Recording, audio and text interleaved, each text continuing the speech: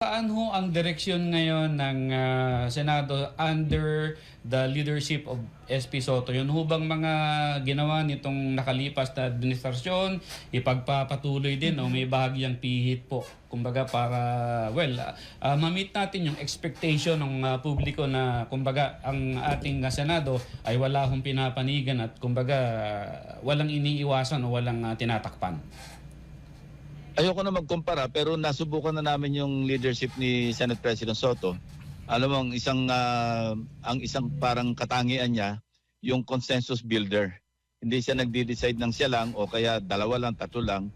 Talagang lahat ito nilalahad niya, lalo yung mga major issues. Ang usapan nga namin kahapon nung nag-caucus kami after noong mag-adjourn, every Monday magkakaroon kami ng caucus para pag-usapan ano ba yung way forward natin for at least the week, ang mga susunod na araw.